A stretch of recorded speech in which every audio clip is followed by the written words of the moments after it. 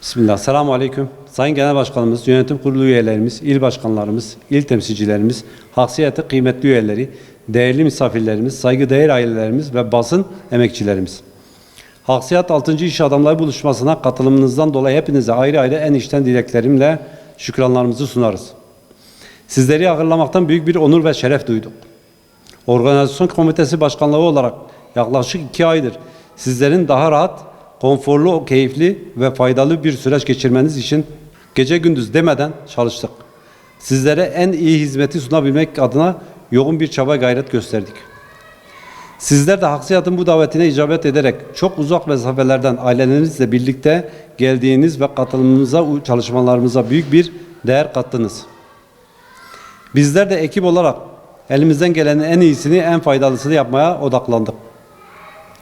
Tüm ekibimizle birlikte sizlerin rahat etmesi ve her şeyden önemlisi ilahi rızayı kazanabilmek adına büyük bir özveriyle mücadele ettik.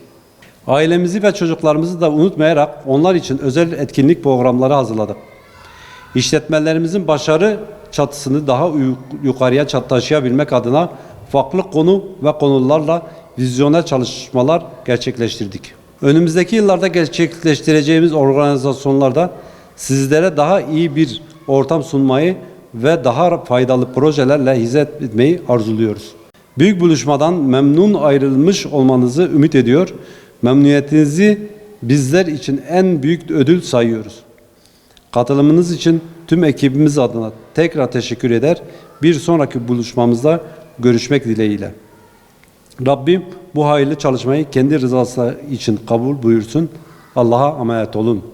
Haksiyat Ankara Şube Başkanlığı Organizasyon Komitesi adına Mustafa Turgut.